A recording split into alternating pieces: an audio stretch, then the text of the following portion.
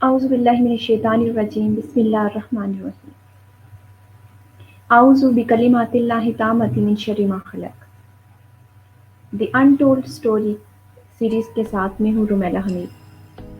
आज एक ऐसी स्टोरी मैं आपके सामने लेके आई हूँ कि जो मेरी अपनी लाइफ़ स्टोरी है उन व्हीलचेयर वो उससे काफ़ी रिलेटेबल है और वो एक ऐसे दुःख से, एक ऐसी तकलीफ़ से गुज़रे हैं कि जिसको मैं आसानी से समझ सकती हूँ।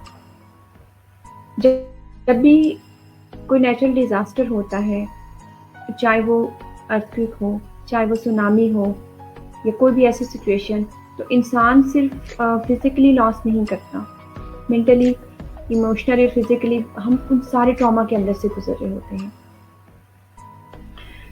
2005 आज़ाद कश्मीर की हिस्ट्री में एक ऐसा ज़लज़ला आया जिसने बहुत से लोगों को परेशान किया। उनकी ज़िंदगियाँ ख़त्म हो गईं, उनकी फैमिली डिस्टर्ब हुई, उनके घर-बार ख़त्म हो गए और वो लोग जो बच गए, जो सर्वाइवल है उस डिज़ास्टर के अंदर, वो कैसे अभी तक अपनी ज़िंदगी को जी रहे हैं, वो कैसे उन मुश्किलात को फेस कर रहे हैं। एक ऐसी खूबसूरत स्टोरी आज हमारे साथ है। मुज़फ़्फ़राबाद से शकील बशीर अवान हमारे साथ होंगे और हम उनकी ज़ुबानी सुनेंगे कि वो किन-किन मुश्किलात से गुज़रे और कैसे आज वो हिम्मत और हौसले की एक मिसाल है, ना सिर्फ मेरे लिए बल्कि बहुत से ऐसे लोगों के लिए जो किसी छोटी-सी वजह की वजह से अपनी ज़िंदगी को एक जगह पे रोक के रख देते हैं। वो कहते हैं कि जब चल पड़े हो सफ़र को तो फिर हौसला रखो, सहरा कहीं-कहीं पे समुंदर भी आएँगे। तो ऐसी ही जो स्टोरी आज हमारे साथ है, वो है शकील बशीर अवान की। मैं उनको अपने प्रोग्राम में वेलकम करती हूँ और मैं चाहूँगी कि वो अपनी स्टोरी आप सबके साथ शेयर करें। अस्सलाम वालेकुम शकील, क्या हाल है आपके? वालेकुम सलाम, अस्सलाम वालेकुम रुमेला, कैसी हैं? मैं ठीक हूँ। अच्छा जी, शकील जो है मैं अभी उनसे बात कर रही थी, मैं कह रही थी कि आप इतने सैड क्यों रहते हैं और अभी वो बहुत स्माइल कर रहे हैं एंड दैट्स अमेजिंग। आपको मुस्कुराना चाहिए। मुस्कुराते चेहरे बहुत से लोगों की ज़िंदगी से परेशानियों को ख़त्म कर देते हैं। शकील, मुझे सबसे पहले बताइए, आप मुज़फ़्फ़राबाद से बिलॉन्ग करते हैं। मैंने कभी विज़िट नहीं किया, लेकिन 2005 में जब नेचुरल डिज़ास्टर आया और मैंने सुना कि वहाँ पे काफ़ी तबाही हुई है और उसके साथ-साथ अभी जो है वहाँ पे वेदर कंडीशन क्या है, अभी के हालात क्या हैं और आप कहाँ से बिलॉन्ग करते हैं, वो थोड़ा-सा हमें डिटेल में बताइएगा। अस्सलाम वालेकुम viewers, my name is Shakeel Ahmad और मेरा नाम शकील अहमद, मेरा तल्लुक जो है मुज़फ़्फ़राबाद के इलाके से है और मैं जो हूँ अर्थक्वेक विक्टिम हूँ। तो मैं अपनी स्टोरी आपको बताना चाहता हूँ और ये रुमेला जो है इनसे शेयर करना चाहता हूँ। पहले मैं आप इनके बारे में कुछ कहता हूँ कि मैं काफ़ी अरसे से इनको फेसबुक पर फॉलो कर रहा हूँ, तो काफ़ी मोटिवेशन इनसे मिला है, काफ़ी हौसला मिला इनसे। मैं अपने बारे में बताता हूँ। मेरा तल्लुक जो है गाँव से है, काफ़ी जो है दूर एक गाँव है मुज़फ़्फ़राबाद से, वहाँ से मेरा तल्लुक है। तो जब ज़लज़ला हुआ तो मैं उस वक़्त एक आम नॉर्मल ज़िंदगी गुज़ार रहा था। ज़लज़ले से पहले तो बिल्कुल एक अपनी एक ही ज़िंदगी गुज़ार रहा था। बहुत खुश था, काफ़ी अपनी ज़िंदगी में मगन। तो 8 अक्टूबर के दिन जब मैं कॉलेज में गया, हस्बे मामूल अपने दोस्तों के साथ गपशप करते हुए जाकर क्लास में बैठ गया, उनके साथ अपना बातें आपस में बातें करते हैं, हम गपशप लगा रहे थे। तो कितनी देर में ज़लज़ला शुरू हो गया। भागने की काफ़ी कोशिश की तो लेकिन क्लास से बाहर नहीं निकल सके, तो उधर ही मैं नीचे बिल्डिंग के नीचे आ गया, तो दब गया मैं। पहले तो मुझे कहा बस मेरा ये आखिरी वक़्त है, अब कलमा पढ़ना मैंने शुरू कर दिया, तो मेरी ज़ुबान पर कलमा जारी हो गया। मैं कलमा का वर्द कर रहा था। काफ़ी देर इस तरह गुज़रता रहा, वक़्त में नीचे पत्थरों के नीचे था बिल्कुल। तो कुछ दोस्तों की आवाज़ें मुझे सुनाई दी, मैंने उनको पहचान ली, उनकी आवाज़ें मुझे जब मुझे उनकी आवाज़ें आईं तो मैंने उनको नाम से पुकारा कि फलाँ अपना दोस्त है जो मेरा, मैं यहाँ पे हूँ, आकर मुझे निकालो। तो वो दौड़ कर आए और उन्होंने पत्थर हटाने शुरू किए मेरे ऊपर से, तो मुझे निकाला। तब उन्होंने मुझे उठाने की कोशिश की तो खड़ा करने की मैं नहीं खड़ा सकता था। मैंने उनको कहा कि मुझे यहाँ जल्दी से इस बिल्डिंग के नीचे से बाहर निकालो, तो وہ مجھے اٹھا کر لے کر گراؤنڈ میں چلے گئے. کافی دیر وہاں پر پڑا رہا میں، تقریباً آدھا گھنٹہ. تو کوئی افراتفری تھی ہر طرف. جو دوست تھے انہوں نے نکال کر مجھے باہر چھوڑا، کچھ چلے گئے، کچھ وہیں پر رہے. شکیل سوری میں آپ کو انٹرپٹ کری، تھوڑا سا اونچا بولیے گا تاکہ آپ زیادہ آڈیبل ہو جائیں. پھر دوستوں نے مجھے پاس ہی ایک ہاسپٹل تھا، تو مجھے کسی ذریعے سے انہوں نے ہاسپٹل تک پہنچایا، لیکن ہاسپٹل جو ہے وہ بھی گر کے ختم ہو چکا تھا بالکل ہی. تو وہاں پر بھی کوئی نہیں تھا. وہاں پر انہوں نے مجھے یہ کیا کہ ہاسپٹل کے باہر سین میں چھوڑ دیا. تو سین میں رہا میں کافی پورا دن. گھر والوں کو کوئی علم نہیں تھا میرے بارے میں. تو ہو چکی تھی، ڈیتھ ہو چکی تھی، تو کافی زخمی بھی تھے. تو ان کو میرے بارے میں نہیں معلوم تھا. جب شام کو ان کو کسی طرح پتہ چلا تو مجھ تک میرا بھائی پہنچا. تو میں سین میں پڑا تھا، اور وہاں سے اٹھا کر لانے تک گھر تک جو ہے وہ 2 کلومیٹر کا راستہ ہے. تقریباً 2 کلومیٹر اٹھا کر لانا ایک بھائی کے پاس میں بہت مشکل تھا میرے لیے. اور اٹھا کر تو پھر اس نے یہ کیا کہ کچھ شیٹس وغیرہ ڈھونڈ کر لایا، میرے اوپر رکھی. رات کو بارش تھی بہت زیادہ، ہم پوری رات ان شیٹس کے نیچے رہے اس سین میں. تو دوسرے دن گھر والے گئے، انہوں نے چارپائی لے کر اٹھا کر گھر لے کر آئے. تو مجھے اس وقت جو ہے وہ یورین کی تکلیف شروع ہو چکی تھی بہت زیادہ، کیونکہ یورین بلاکیج ہو جاتی ہے اسپائنل انجری جب ہوتی ہے انسان کی. تو مجھے بہت زیادہ اس کی تکلیف تھی اور میں تڑپ رہا تھا اس کی وجہ سے. تو ایک دن میں نے گھر گزارا کسی طرح. گھر تو نہیں تھا، بس ہم اس طرح کھیتوں میں پڑے ہوئے تھے. کھیتوں میں لے کر کے ٹینٹ پر جو شیٹس وغیرہ تھیں ہمارے اوپر تھیں.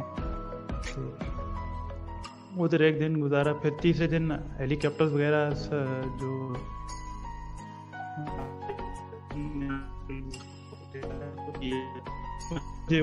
2 کلومیٹر اٹھا کر پھر کالج تک لے کر گئے. وہیں کالج کا گراؤنڈ ہے اس طرح. پھر وہاں سے جا کر مجھے ہیلی کاپٹر کے ذریعے انہوں نے راولپنڈی پہنچایا، جو اس وقت آر بازار میں ہے. وہ ہاسپٹل ہے کنٹونمنٹ بورڈ میں وہاں پر. تو وہاں پر جا کر جب مجھے انہوں نے یورین پاس کیے میرا، تو اس وقت جا کر مجھے تھوڑا سکون آیا. اگر ایک دن اور شاید گزرتا تو میرا بچنا بہت مشکل ہو جاتا. وہاں پر مجھے انہوں نے پھر یورین اس طرح پاس کیا، کیتھیٹر وغیرہ. تو کافی دن وہاں پر پڑا رہا.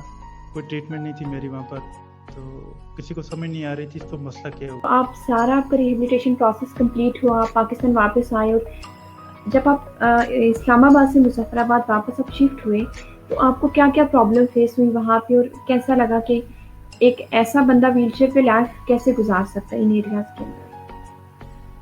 جب میں وہاں سے واپس آیا تو پہلی جو مین پرابلم تھی وہ گھر تک پہنچنا تھا. تو گھر تک کوئی راستہ نہیں تھا، روڈ نہیں تھی، وہ کندھوں پہ اٹھا کر لے جانا پڑتا تھا گھر تک. تو سب سے جو پہلی مین پرابلم تھی وہ یہ تھی. پھر دوسرے نمبر پر جو مین پرابلم تھی وہ جب بندہ گھر پہنچ گیا تو پھر وہ ایک کمرے کے اندر بند ہو گیا، کیونکہ ایک کمرے سے دوسرے کمرے کے اندر جانے کا کوئی راستہ نہیں، کوئی سسٹم نہیں. تو بالکل ایک کمرے میں بند، جس طرح قید میں بند ہو جاتا ہے بندہ، اس طرح یہ احساس تھا. پھر آہستہ آہستہ میں نے اپنے گھر میں واش روم جو ہے اسی طرح بنایا جس طرح ایک اسپائنل انجری کے مریض کو ضرورت ہوتا ہے. پھر میں نے اپنے گھر میں ریمپس وغیرہ بنائے ایک کمرے سے دوسرے کمرے تک جانے کا. پھر ہر چیز جو ہے میں نے پھر آہستہ آہستہ وہ مینیج کروائی. اور میرے گھر والوں نے میرے ساتھ بہت زیادہ کوآپریٹ کی، شروع سے لے کر آج تک میرے ساتھ کوآپریٹ کر رہے ہیں وہ. تو ان کی وجہ شاید گھر والوں کی جو مجھ سے زیادہ محنت ان کی ہے میرے ساتھ، جو اس حال میں اب میں ہوں تو ان کی زیادہ محنت ہے میرے ساتھ. ریمپس وغیرہ ہر چیز میرے گھر میں ایسی سہولت ہے کہ میں بالکل ایزیلی اپنا کام بالکل فریلی کرتا ہوں. اب ہر چیز اپنے بالکل اکیلا کر سکتا ہوں، ہر کام وہ اکیلا کر سکتا ہوں. کسی جگہ پر بھی جانے میں اب تک پہنچ چکی ہے اور میں اکیلا بازار تک گاڑی میں بیٹھ کر خود جا سکتا ہوں. تو ابھی تو بہت مجھے یہ بتائیے گا کہ مجھے یہ بھی بتائیے گا کہ آپ نے اپنی ایجوکیشن ریسٹارٹ کی یا جاب کے لیے آپ نے کیا کیا اور فائنینشلی خود کو کیسے انڈیپینڈنٹ کیا؟ ایجوکیشن میں نے پھر اوپن یونیورسٹی میں ایڈمیشن لیا. تو اوپن یونیورسٹی میں ایڈمیشن لیا میں نے گھر بیٹھ کے. پھر میں نے تیاری کرتا تھا پیپرز کی اور اسائنمنٹس وغیرہ لکھتا تھا. اور جب پیپرز ہوتے تھے تو مظفر آباد جانا پڑتا تھا مجھے 25 کلومیٹر جو ہے وہ گاڑی پہ سفر کر کے. وہاں پر جا کر میں پیپر بھی کراتا تھا. اور پھر میں نے BA کمپلیٹ کیا اپنا. BA کے بعد میں پھر اپنا ہوٹل ہے ہمارا، تو پھر ابو نے مجھے ہوٹل پر کہا کہ یہاں پر ٹائم دو اور کیش کا کام کرتا ہوں میں 4 گھنٹے سے 5 گھنٹے میں صبح جاتا ہوں اور 11-12 بجے تک جو ہے میں وہاں پر بیٹھتا ہوں اور کیش کا کام کرتا ہوں، تو 12 گھنٹے کے بعد میں پھر واپس گھر۔ زبردست۔ اچھا شکیل، یہ بھی بتائیے گا کہ آپ نے دیکھا ہوگا کہ جو چیزیں آپ نے UAE سے سیکھی، وہاں کے ہاسپٹل سے، وہاں کی جو مینجمنٹ تھی اور جو ڈاکٹرس تھی، ان کا جو ان ٹچ ہوتا ہے اپنے پیشنٹس کے ساتھ، جس طرح سے وہ اس کے قریب ہو کے اس کی کیئر کرتے ہیں، کتنا ڈفرینس ہے وہاں کی سیلف مینجمنٹ ایجوکیشن میں اور یہاں پاکستان کے اندر؟ پاکستان کے اندر یہ ہے کہ ابھی وسائل اور سہولیات کی بہت کمی ہے، جس طرح وہاں پر سہولتیں ہیں ان کے پرابلم بہت، وہاں پر UAE میں تھا نا، جب وہاں پر میری ٹریٹمنٹ ہوئی تو انہوں نے مجھے کلیئر نہیں کیا تھا کہ آپ کے ساتھ یہ انجری ہوئی ہے اور آپ کے ساتھ یہ زندگی بھر چلے گی، تو وہاں پر انہوں نے یہ کیا، لیکن یہ چیز مجھے جب میں واپس آیا پاکستان، جب میری ریہیبلیٹیشن شروع ہوئی تو پھر مجھے ایسا ایسا پتہ چلنی شروع ہوئی کہ یہ انجری اس طرح زندگی بھر ساتھ چل سکتی ہے اور اس کے ساتھ مینیج کرنا پڑے گا، تو ریہیبلیٹیشن میری جو ہے NIL میں شروع ہوئی، پھر وہیں سے میں نے سیکھنا شروع کیا سب کچھ، اور آہستہ آہستہ مجھے پھر سمجھ آتی گئی اس طرح یہ ڈسیبلٹی کے ساتھ کیسے چلنا ہے، اور پھر ڈسیبلٹی اور اس کے ساتھ پھر مینیج کرنا سیکھتا گیا وہاں پر۔ تو یہاں پر سہولیات کی کمی تھی لیکن بہت اچھی ریہیبلیٹیشن ہوئی ماشاءاللہ، بہت اچھا انہوں نے کوآپریٹ کیا یہاں پر پاکستان میں، اسلام آباد میں، تو بہت اچھا انہوں نے سکھایا، سب کچھ کافی سیکھنے کو ملا، اور وہی آج کام آ رہا ہے جو سیکھا وہاں سے۔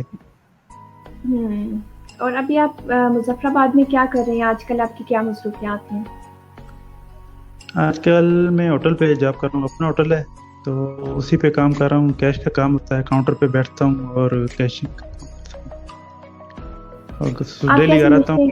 افراد کو فائنینشلی انڈیپینڈنٹ ہونا چاہیے، اپنے آپ کسی کے آگے ہاتھ پھیلانے کے بجائے اپنے آپ کو اتنا انڈیپینڈنٹ کریں کہ وہ کوئی بھی کام کرے ان کو جھجک محسوس نہیں کرنی چاہیے۔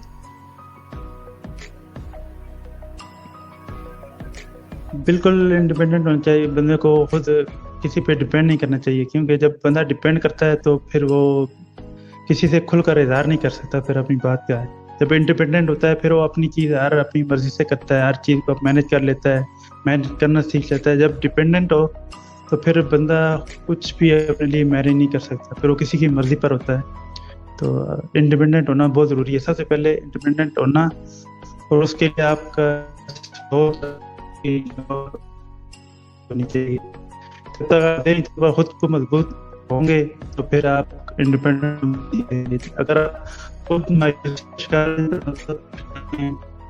کسی پریشانی میں تو پھر کوئی چاہے بھی تو آپ نہیں نکل سکتے، اور کوئی اور بھی آپ کو نکالنا چاہے پھر بھی آپ اس مایوسی سے اور اس مشکل سے نہیں نکل سکتے جب تک آپ خود ذہنی طور پر تیار نہیں ہوتے۔ تو پہلے خود کو تیار کرنا، پھر انشاءاللہ راستے بہت تیز آتے ہیں، پہلے خود ذہنی طور پر بندے کو تیار ہونا چاہیے۔ بالکل میں آپ کی بات سے ایگری کرتی ہوں۔ مجھے بڑی خوشی ہوتی ہے کہ جب آزاد کشمیر کے لوگوں کو میں دیکھتی ہوں، وہ صرف کسی حادثے سے گزرنے کے بعد وہ ذہنی طور پہ اتنے اسٹرانگ ہوتے ہیں، وہ پہاڑوں کے جیسے مضبوط ان کے حوصلے ہوتے ہیں۔ And you are one of them. اور یہ بات بہت ضروری ہے کہ فائنینشلی انڈیپینڈنٹ ہونا ہر پرسن ود ڈسیبلٹی کو چاہیے کہ وہ اپنے آپ کو برڈن بنانے کے بجائے جو بھی وہ کرنا چاہتے ہیں، جس اسٹرینتھ کے ساتھ جس لیول پہ وہ اپنے آپ کو انڈیپینڈنٹ کر سکتے ہیں، وہ ضرور کریں۔ بالکل، کئی ہمارے دوست ہیں جو شکوہ کرتے ہیں، گلہ کرتے ہیں کہ ہمارے ساتھ کوئی ساتھ نہیں دے رہا یا ہم کچھ کر نہیں سکتے، ہم معذور ہیں، اس طرح ہمارے لیے مشکل ہے۔ معذور تو ہو جاتا ہے بندہ، لیکن اس کے بعد یہ آپ تک ہے کہ آپ اس معذوری کو کیسے ہینڈل کرتے ہیں۔ سب سے پہلے معذوری کو ہینڈل کرنا سیکھ لیتے ہیں، اپنی معذوری کے بارے میں جانتے ہیں کہ کس طرح میں نے خود کو فٹ رکھنا ہے، اپنی صحت بحال رکھنی ہے۔ سب سے پہلے میں چیزیں یہی ضروری ہے، کیونکہ جب تک مسئلے ہے تو وہ چاہے جتنا بھی کچھ کر لے وہ بہت پیچھے چلا جاتا ہے۔ پریشر تو اس کو انسان کو بہت پیچھے چلا جاتا ہے۔ میرے ساتھ ہوا پریشر سوچ بولتا، میں مینٹلی طور پہ خود کو پیچھے لے گیا تھا، اور کچھ کر نہیں سکتا تھا. میرے دل میں پھر مایوسی ایک بیٹھ گئی. میرے خود اپنی صحت کے بارے میں ہم لوگ جو بھی میرے بھائی سن رہے ہیں, تو پہلے اپنی صحت کا خیال رکھنا ضروری ہے. اپنے آپ کو مینیج کرنا, اپنی ڈسبلٹی کو کیسے لے کے چلنا ہے, کیسے مینیج کرنا ہے, اس کو سب سے پہلے یہ ضروری ہے. تو پھر یہ ذہن سے نکال دیں کہ ہمیں کوئی کر کے دے گا تو ہمارے لیے آسانی ہوگی. خود جب تک آپ کے ذہن میں بالکل. میں یہاں پہ ایک بات کرنا چاہوں گی کہ ابھی کچھ دن پہلے میں نے ایک پکچر دیکھی, ایک خاتون ویل چیئر پہ ان کی ڈیتھ ہو چکی ہے. تو میں پرسنلی تو ان کو نہیں جانتی, انا للہ و انا الیہ راجعون, لیکن مجھے جو جس بات کا دکھ ہوا وہ یہ تھی کہ آپ شکیل اپنا مائک آپ میوٹ کر دیں تھوڑی دیر کے لیے. تو مجھے جس چیز کا بیسکلی دکھ ہوا تھا وہ یہ تھی کہ ہم لوگ اپنی فزیکل کنڈیشن کو دیکھتے نہیں ہیں اور اپنے اوپر وہ برڈن ڈال لیتے ہیں کہ ہم یہ بھی کر سکتے ہیں, ہمیں یہ بھی کرنا چاہیے, ہمیں سوشل ورک کرنا چاہیے. اب ضرور کریں, آپ دوسروں کے لیے ضرور اچھا کریں, بٹ پہلے آپ کی اپنی ذات آتی ہے. جی شکیل. اچھا, کچھ کنورسیشن ہماری اسکپ ہو جاتی ہے کی وجہ سے, لیکن مجھے بہت اچھا لگ رہا ہے آپ سے بات کر کے, کیونکہ جب دیکھیں ہم دو لوگ ایک ہی سچویشن سے گزرتے ہیں اور ہمیں ایک دوسرے کے پرابلمس کا بہت اچھی طرح پتہ ہوتا ہے. میں ایک دفعہ سے ساری سچویشن کو سمرائز کروں گی. 2005 کا نیچرل ڈیزاسٹر, اس میں سے آپ نکل گئے, آپ کا ریہیبلیٹیشن پروسیس ہوا, آپ یو اے گئے, واپس آئے, آپ نے سیلف مینجمنٹ سیکھی, آپ انڈیپینڈنٹ ہوئے, آپ واپس کشمیر چلے گئے, اس کے رہے جہاں پہ basic health and education facilities بہت ریئر تھی, پھر بھی آپ نے اپنا ایک سیٹ اپ کیا, آپ نارمل زندگی گزار رہے ہیں.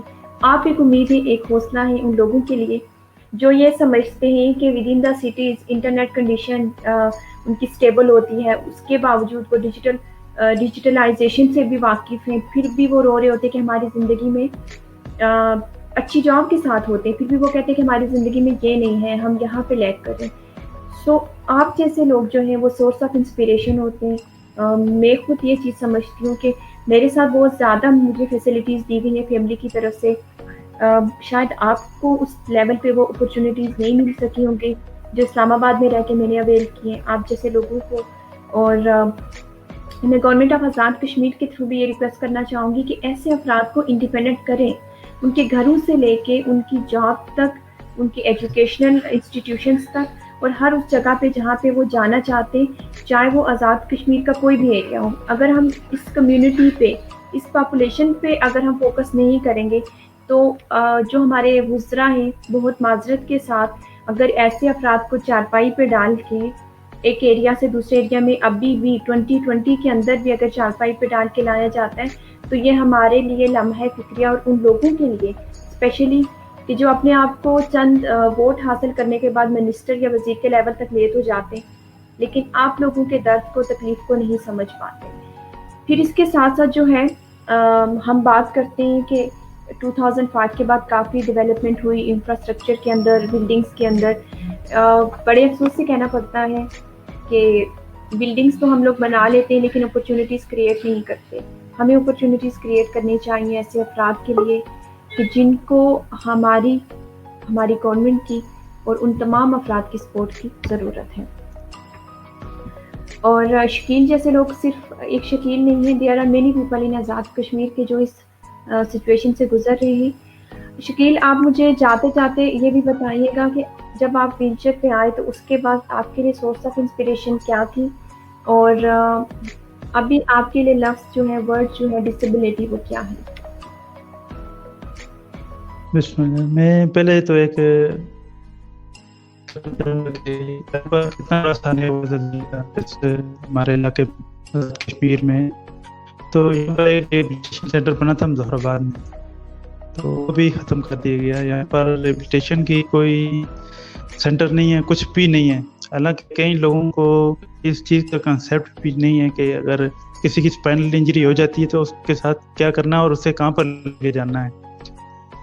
اتنا بڑا سینہ گزرنے کے بعد بھی یہاں پر بلڈنگز بنائی گئی ہیں, ماتیں, وہاں پر معذور افراد کے لیے کوئی سہولت نہیں دی گئی کہ وہ جا کر وہاں سے اسیس کر سکیں, کسی کالج میں جا سکیں, ہاسپٹل میں جا سکیں, مارکیٹ تک جا سکیں.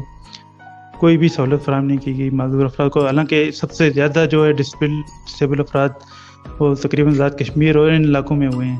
تو یہاں پر پھر بھی بلڈنگ کوڈ جو ہیں وہ اسی طرح پرانی طرز پہ بن رہی ہیں, کوئی सहूलत नहीं देगी मजदूरों को। जिस कॉलेज में मैं ज़ख्मी हुआ हूँ तो उस कॉलेज में ये सहूलत तक नहीं कि मजदूर बंदा जाकर अपना पढ़ाई कर सके या कुछ कर सके। तो ये बात मैं गवर्नमेंट के सामने रखना चाहता हूँ कि ये तकरीबन कम से कम इतना ज़रूर हो जो इमारत तामीर की जाए, वहाँ पर एक मजदूर अफराद भी अपनी जो ज़रूरत पूरी करने के लिए जो काम है वो उसके लिए पहुँच सके आसानी से। तो दूसरी नंबर पर बिल्कुल रिहेबिलिटेशन सेंटर बहुत ज़रूरी है। इतना बड़ा इलाका है और रिहेबिलिटेशन सेंटर नहीं, यहाँ से रावलपिंडी इस्लामाबाद तक जाना पड़ता है। तो कई लोगों को ये भी नहीं पता चलता कि इसकी ट्रीटमेंट क्या होगी, कहाँ पर होगी, वो दर बदर फिरते हैं, उनको मालूम ही नहीं होता। तो ये इलाके की सतह पर लोगों को कम से कम आगाही के लिए कुछ ना कुछ गवर्नमेंट को करना चाहिए।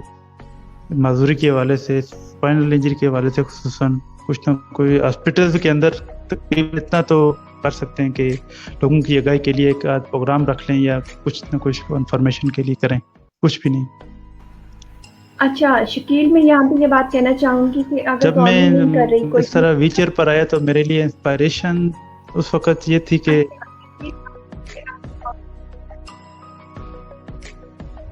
जी नहीं, आप बात कंटिन्यू रखें। आप इंस्पिरेशन की जो बात करें फिर मैं आपसे सवाल करूँगा।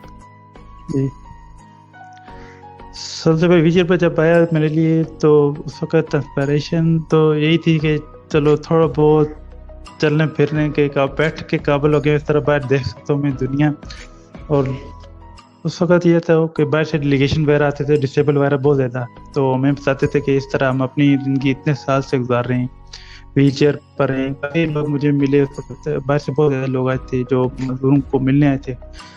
NIR में जापान से आए थे और जापान का मुझे एक मिला डिसेबल था वो व्हीलचेयर पे, तो उसने मुझे कहा मुझे 40 साल हो गए व्हीलचेयर, तो उसने मेरे ज़हन में कहा कि अपने याद डालो कि आपने इस चेयर पे ज़िंदगी गुजारनी है और आपने इसी पे ज़िंदगी गुजारनी है और आप सोचो कि आपने कैसे गुजारनी है। आपने ये सोचना कि आपने आप ज़िंदगी कैसे गुजारनी है। आपने ये नहीं सोचना कि मैं अब कैसे ठीक होऊँगा, कैसे ज़िंदगी को लाइफ गुजारूँगा। आप अपने लिए जिस तरह इस ज़िंदगी गुजारने का सोचोगे, इस तरह कैसे गुजार सकोगे इस व्हीलचेयर पे, तो अपने लिए इस हिसाब से मैनेज करो अपनी ज़िंदगी को कि आपने इसी पे चलना है और इसी। और अगर शकील का इंटरनेट स्टेबल हो जाता है, वापस आते हैं तो फिर उनको हम ऐड कर लेंगे। खाक हो जाएं तो चेहरे नहीं देखे जाते, अब इन आँखों से ये लाशें नहीं देखे जाते। ज़लज़ले तूने मेरे बाग के गुंचे तोड़े, तुझसे हंसते हुए बच्चे नहीं देखे जाते। एक दो हो तो कोई सब्र का दामन थामे, एक दो हो तो कोई सब्र का दामन थामे। शहर भर के जनाजे तो नहीं देखे जाते।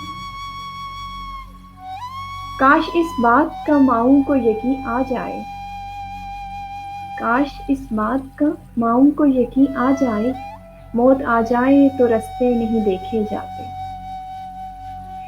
अब तो आंसू भी नहीं आंख में बहने के लिए, खुश्क आंखों से जनाजे नहीं देखे जाते। शहर का शहर हुआ गोरो कफन से महरूम, शहर का शहर हुआ गोरो कफन से महरूम, अब सरे खाक पे लाशें नहीं देखे जाते। अपना बहुत ज़्यादा ख्याल रखिएगा। शकील का जो इंटरनेट है वो अभी तक स्टेबल नहीं हुआ, लेकिन उनका मैसेज यही था कि मैं उन लोगों को सपोर्ट करना चाहता हूँ, उन लोगों को ये बताना चाहता हूँ कि कोई भी डिसेबिलिटी, हादसा या डिज़ास्टर आपकी ज़िंदगी को एक सर्टेन लेवल तक बदल तो सकता है, लेकिन उसको आगे जाने से रोक नहीं सकता। आप भी अपनी ज़िंदगी को किसी हादसे, किसी बुरे लम्हे की वजह से ना रोकें। खुश रहें, खुशियाँ फैलाएं और अपनी ज़िंदगी का एक मकसद बनाएं। खुदा हाफ़िज़।